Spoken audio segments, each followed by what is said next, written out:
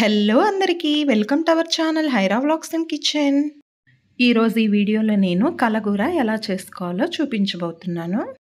ఈ కలగూరలో ఖచ్చితంగా ఇవే కూరగాయలని ఏం అవసరం లేదు. మన దగ్గర ఏవి అందుబాటులో ఉంటే అవి వేసుకొని చేసుకోవచ్చు. వీడియోలోకి వెళ్ళే ముందు మీరు మన ఛానల్ని ఫస్ట్ టైం చూస్తుంటే సబ్స్క్రైబ్ చేసుకోండి. Please subscribe my channel.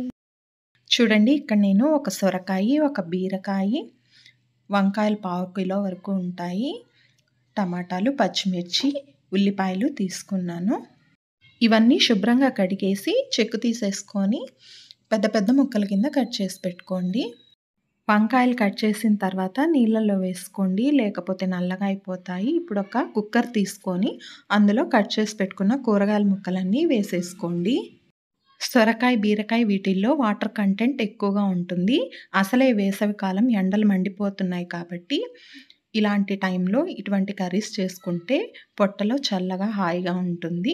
నిమ్మకాయ అంత చింతపండుని వేసుకొని ఉప్పు, పసుపు తగినంత వేసుకొని నీళ్ళు 1 గ్లాస్ వేసుకోండి చాలు. సొరకాయలో ఆల్రెడీ వాటర్ కంటెంట్ ఉంటుంది. కుక్కర్ మూత పెట్టేసి 2 విజిల్స్ రప్పించుకోండి.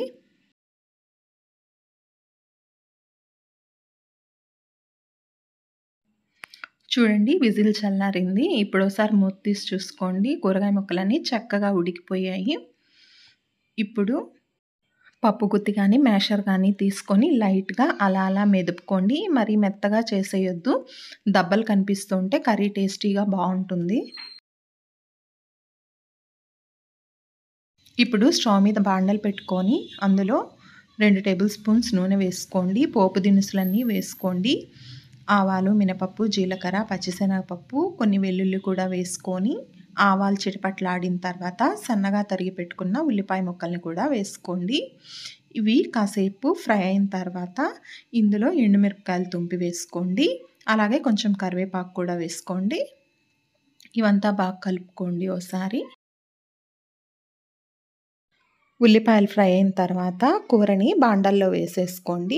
అంతా బాగా కలుపుకొని 5 నిమిషాల పాటు లో ఫ్లేమ్లో ఉడికించుకోండి. చూసారా, ఎంతో ఈజీగా పుల్ల పుల్లగా కారకారంగా ఉండే కలగూర రెడీ అయిపోయింది. ఈ కర్రీ రైస్లోకైనా చపాతీలోకైనా పర్ఫెక్ట్గా సెట్ అయిపోతుంది. అన్నంలో కలుపుకొని తినే పని అయితే ఉప్పుడు మిరపకాయలు కూడా ఫ్రై చేసుకొని ఉప్పుడు మిరపకాయల కాంబినేషన్తో తినండి. ఇంకా అదిరిపోతుంది టేస్ట్, అస్సలు వదిలిపెట్టరు. ఈ కూరని కొన్ని ప్రాంతాల్లో సంక్రాంతి పండుగకి నోములు చేసుకునేటప్పుడు ఖచ్చితంగా చేసుకుంటారు. నోములు చేసుకునేటప్పుడు ఉల్లి, వెల్లుల్లిని యూస్ చేయకుండా చేసుకుంటారు. ఈ వీడియో మీకు నచ్చితే మన ఛానల్ని లైక్, షేర్ అండ్ సబ్స్క్రైబ్ చేయండి. సబ్స్క్రైబ్ చేసి బెల్ ఐకాన్ క్లిక్ చేయండి. న్యూ వీడియో నోటిఫికేషన్స్ వస్తాయి. కమెంట్ చేయడం అసలు మర్చిపోవద్దు. Thank you.